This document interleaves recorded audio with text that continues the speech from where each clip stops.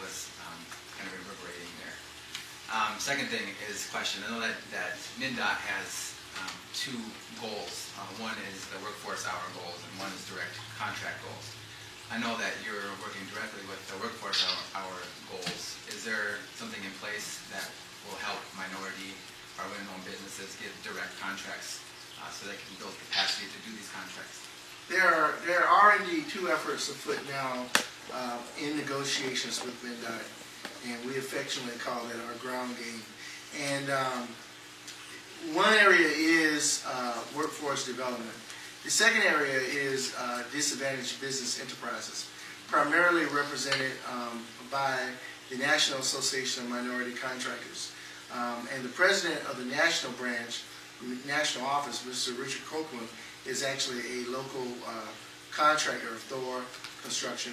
There's also Mr. Jim Frisco of the local branch of the NAMC. So they are at the table participating in discussions around how to spend the stimulus dollars, as well as how to more effectively integrate minority business into the process. However, they are operating at an extreme disadvantage in that the bid letting season has already begun, and 80% of the dollars will be spent by May of this year, already let out in contracts, and there have been no changes made in MnDOT's operating procedures or any visible signs that they intend to clamp down on compliance.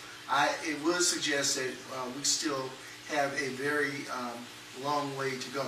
The other issue is that because of the previous failures to engage companies in this lucrative market, there are very few companies that have developed real capacity to serve as prime bidders, and therefore they're left as subcontractors.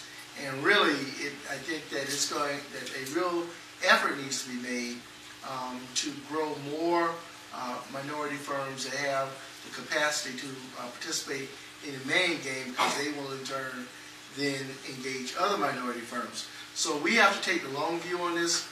We have to be very, very, I think the word I would use, vigorous and excited in the short term, but understand that we probably have a decade to go in terms of growing real capacity. Is there a partnership program in place for subcontractors to partner to be able to bid on these contracts? Well, they're working on that now, and as I said earlier, I'm not convinced that it's moving at the right pace. And I think that we probably need to energize the system a little bit more in the short run to make people understand that there needs to be a sense of urgency about generating those types of partnerships now. And if it entails taking risks, then do so, so we can learn from our mistakes and move down the road. One of those complications, as you mentioned, in order to bid as a prime contractor on MnDOT projects, you have to have a license to bid online.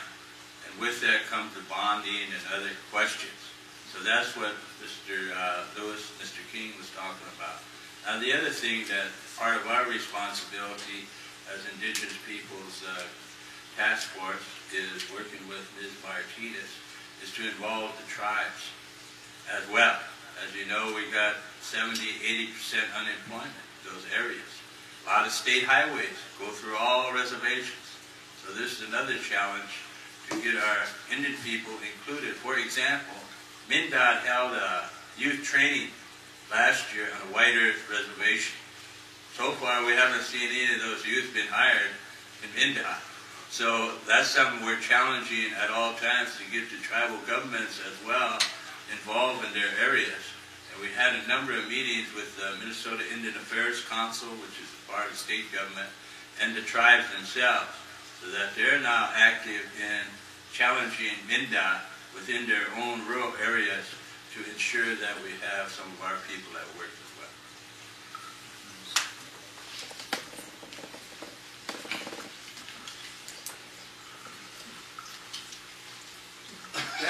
Well, in that case, we want to... Let me make one more comment. Yes, sir. There's not a question. And I I want to speak on behalf of the Minnesota Multicultural Media Consortium and reaffirm our commitment and the excitement we have in working with Hire Minnesota and with you as agency leaders and thought leaders of the community. We think it's critical that you have formed this broad-based, deep, multi-layered collaborative venture, bringing people into a bigger tent. And we think that we've got a special role to play as media.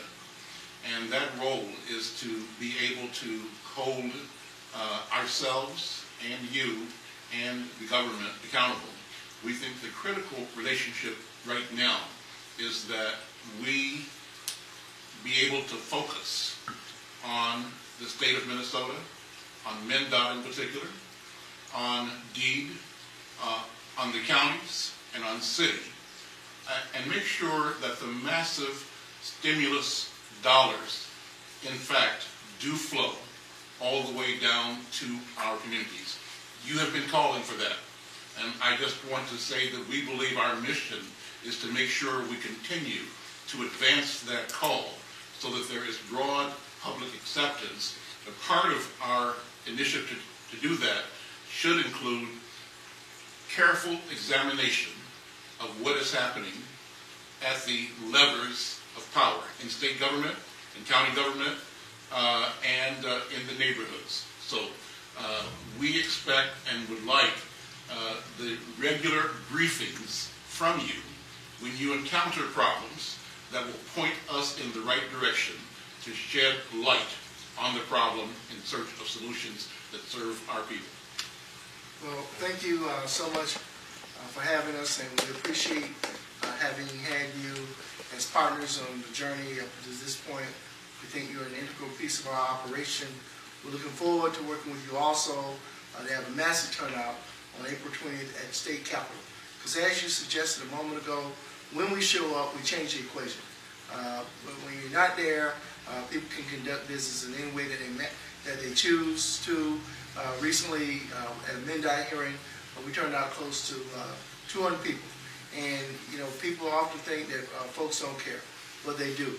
And because of the community media, the minority media, we are able to reach all corners of the community and to tell them that you are having an impact. And you can be a force, but half the battle is convincing you that you don't matter. So you got to show up, you got to be prepared in order to be heard. Thank you so much. Good to see you.